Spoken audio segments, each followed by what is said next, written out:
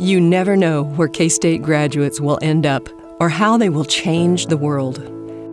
Two K-State veterinary students in the early 70s, both from rural South Central Kansas, met and married while at K-State. Jerry graduated a year before Nancy and joined the Army Veterinary Corps. Nancy was one of the few female vet students at that time and graduated a year later. She also joined the Army Veterinary Corps.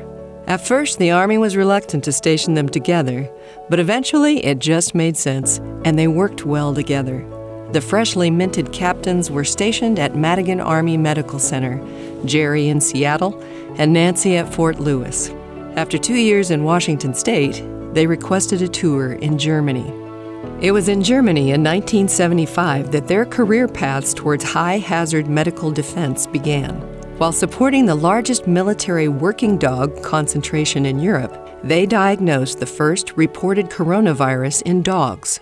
The scientific paper they published got the attention of the chief of the Army Veterinary Corps, who suggested they apply at the United States Army Medical Research Institute of Infectious Diseases, USAMRIID. They purposely chose different but compatible specialties. Jerry was in the laboratory animal medicine program, and Nancy was in the veterinary pathology program. Their choices would allow them to pursue full military career paths together.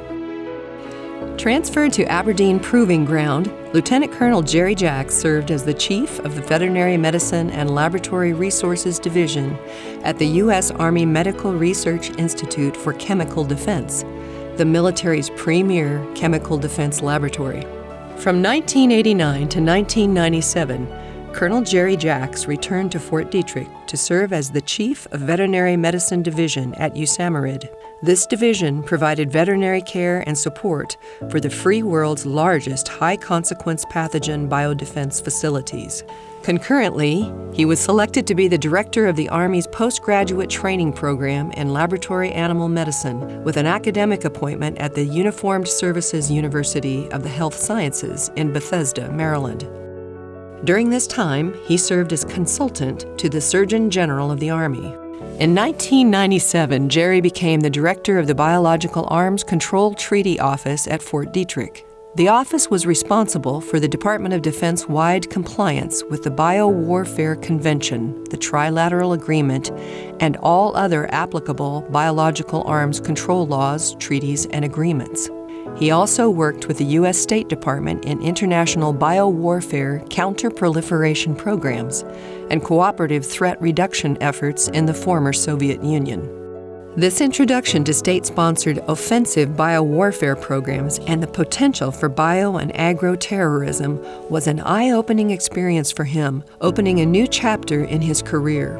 Later, this experience would be useful in his collaborative work at K-State in the development of new university biosecurity initiatives and in the significant organizational efforts resulting in the Biosecurity Research Institute, or BRI, and the National Bio and Agro Defense Facility, commonly referred to as NBAF.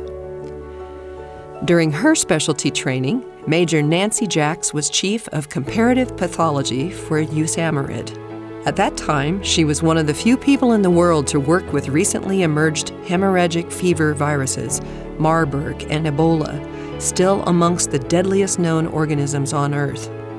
Promoted to lieutenant colonel, she was assigned to the U.S. Army Medical Research Institute for Chemical Defense, first as a veterinary pathologist in the comparative pathology branch, and then as the task area manager and chief of the Institute's largest research division, the Pathophysiology Division. As the designated consultant to the Army Surgeon General, she was the Department of Defense's principal expert in the pathology of high-hazard hemorrhagic fevers, with particular expertise in the Marburg and Ebola viruses. With a long and productive career in high-hazard pathogen research, she is a recognized international expert on emerging zoonotic disease issues, particularly in hemorrhagic fever viruses. Their two careers paralleled and complemented each other, and never more than in 1989, while assigned to USAMRIID at Fort Detrick. They were key participants in the Reston Ebola virus outbreak in Reston, Virginia, the first Ebola virus ever detected in the U.S. These two heroes were the inspiration for the #1 New York Times bestseller, The Hot Zone by Richard Preston, the movie Outbreak, and later the TV National Geographic miniseries, The Hot Zone. This may be what many will remember them for. That is not nearly all that they have contributed. Jerry served as K-State's Associate Vice President for Research Compliance and the University Veterinarian for 18 years.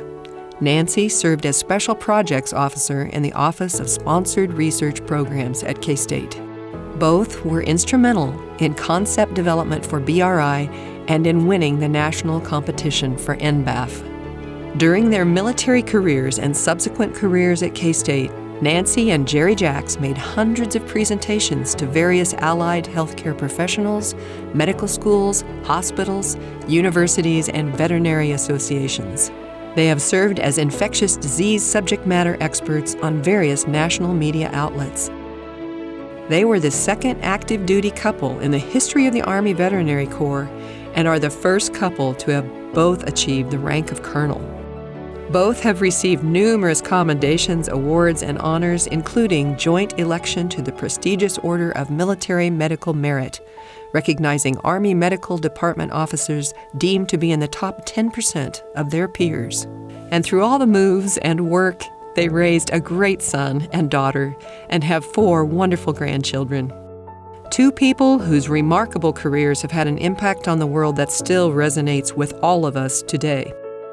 You never know where K-State graduates will end up or how they will change the world.